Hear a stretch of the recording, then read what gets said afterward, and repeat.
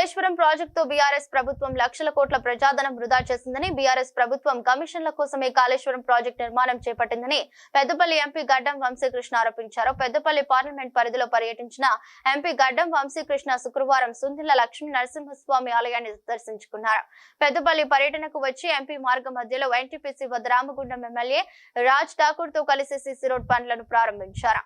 సుందిళ్ల లక్ష్మీ నరసింహస్వామిని దర్శించుకుని ఎంపీ గడ్డం వంశీకృష్ణ స్వామి వారికి 100 కొబ్బరికాయ కొట్టారు. అనంతరం సుందిళ్ల పార్వతి బ్యారేజ్ ను సందర్శించి బ్యారేజ్ లో నీటి ప్రవాహం ను చూశారు. బ్యారేజ్ స్థితిగతులను అధికారులను అడిగి తెలుసుకున్నారు. సందర్భంగా వంశీకృష్ణ మాట్లాడుతూ బీఆర్ఎస్ ప్రభుత్వం కాళేశ్వరం ప్రాజెక్టు ద్వారా ప్రజలు ఒరగబెట్టింది ఏమీ లేదన్నారు. కార్యక్రమంలో కాంగ్రెస్ పార్టీ నాయకులు పి మల్లికార్జున్, గుమ్మడి కుమారస్వామి, కామ విజయ్, కోరం నరేందర్ రెడ్డి, తిప్పారపు మధు, పాకాల గోవర్ధన్ రెడ్డి, మండ రమేష్, రాకేష్, మాదాసు విజయ్, మాల మహానాడు నాయకులు కొండ కుమార్ పాల్గొన్నారు.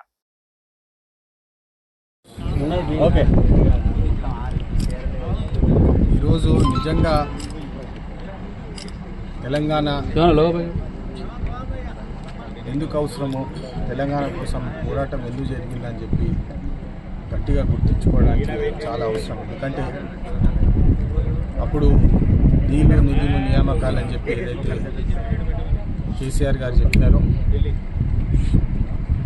తెలంగాణ షేర్, తెలంగాణ హక్కులు ఏదైతే ఉన్నాయో, ప్రత్యేకంగా నీటికి సంబంధించిన హక్కులు, దానికోసం ఏదైతే తెలంగాణ పోరాటం జరిగిందో, మళ్ళీ ఈరోజు 10 సంవత్సరాల తర్వాత చూస్తే కాళేశ్వరం ప్రాజెక్ట్ అని చెప్పి ఒక పెద్ద ఏమంటాము సినిమా చూపిస్తా అన్నట్టు ఏదైతే కేటీఆర్ గారు చెప్పినారో, కేసీఆర్ గారు చేసినారో, కాళేశ్వరం ప్రాజెక్ట్ ఈరోజు ఒక టోటల్ అటర్ ఫ్లాప్ ప్రాజెక్ట్ అయిందని చెప్పి మన కళ్ళ ముందే చూస్తున్నారు. ఇక్కడ ఇంత పెద్ద బ్యారేజ్ 8 టీఎంసీలు స్టోరేజ్ కెపాసిటీ ఉన్నది. సుందిలాలో దాదాపు 20 lakh క్యూసెక్స్ డిశ్చార్జ్ చేసే కెపాసిటీ. మీరు ప్రాజెక్ట్ సైజ్ చూస్తే కూడా ఎంత లార్జ్ ప్రాజెక్ట్ కట్టినారో, కానీ ఈరోజు ఒక్క నీటి చుక్క కూడా దీన్ని గేట్స్ ద్వారా పోతలేదని చెప్పి చాలా బాధాకరంగా చూడాల్సి వస్తుంది. ప్రజల డబ్బు, ప్రజల సొమ్ము, దాదాపు 1,00,000 కోట్ల పైన ఏదైతే కాళేశ్వరం స్కామ్ చేసినారో, ఈరోజు కేటీఆర్ గారు విచారణ కూడా పెడుతున్నారు. మరి 1,00,000 కోట్ల పైన ఖర్చు అయినప్పటికీ కూడా ఈ ప్రాజెక్ట్ ఇప్పుడు బంద్ అయి కూర్చున్నది. ఈ ప్రాజెక్టు వాడతలేదు. అయినప్పటికీ కూడా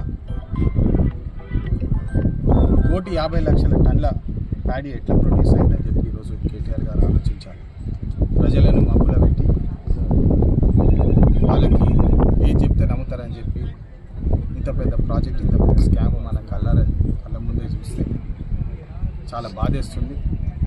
దీని మీద కఠినమైన చర్యలు తీసుకోవాలని చెప్పి ఈ సందర్భంగా మనం చూస్తున్నాం. నీటి సమస్యలు, కాళేశ్వరం ప్రాజెక్టు ఇప్పుడు మళ్ళా వంకచెర్ల ప్రాజెక్టు పెడతామని చెప్పి మొన్న సీఎం రేవంత్ రెడ్డి గారితో పాటు మీటింగ్ అడ్రస్ చేయడం జరిగింది. నిజంగా చూస్తే ఇది కేవలము కమిషన్లు కొట్టడానికే చేసిన ప్రాజెక్టులకు కనపడుతుంది. ఇప్పుడు తెలంగాణ ఏదైతే మనం పోరాడి ఈరోజు తెలంగాణ సాధించుకున్నాము, చంద్రబాబు నాయుడు గారు, టీడీపీ పార్టీ వాళ్ళు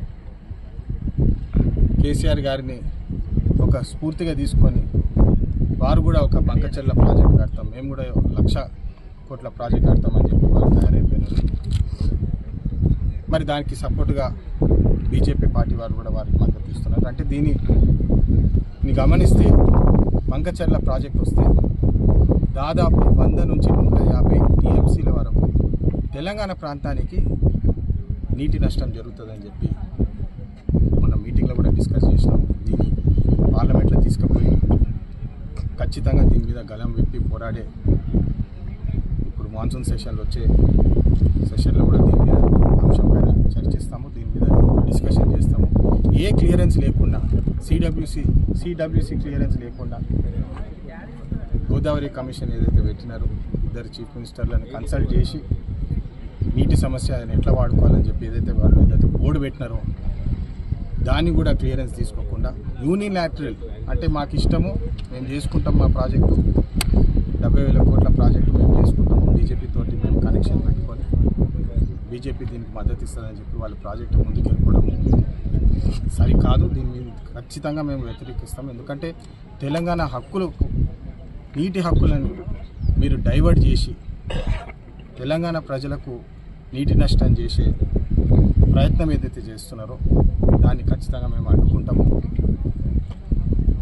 ఇట్లాంటి ప్రాజెక్టులు కేవలం కమిషన్ల కోసమే చేస్తున్నారు కానీ ప్రజలకు ఉపయోగించే ప్రాజెక్టులు తీసుకుంటలేరని చెప్పి స్పష్టంగా తెలుస్తున్నది. మీరు చూస్తున్నారు ఈ బ్యారేజీలు లిఫ్ట్లు ఏదైతే కట్టినారో దానికి అన్ని కలుపుకుంటే ఇప్పుడు ప్రభుత్వం మీద నష్టము దాదాపు 4,000 కోట్ల ఎలక్ట్రిసిటీ విద్యుత్ ఖర్చులు కూడా వీళ్ళు కట్టలేని పరిస్థితులు ఉన్నారు. గత 10 సంవత్సరాల్లో వీళ్ళు ఏదైతే బిల్లులు పెట్టేసి ఈరోజు వాళ్ళు గాయమైపోయినారు.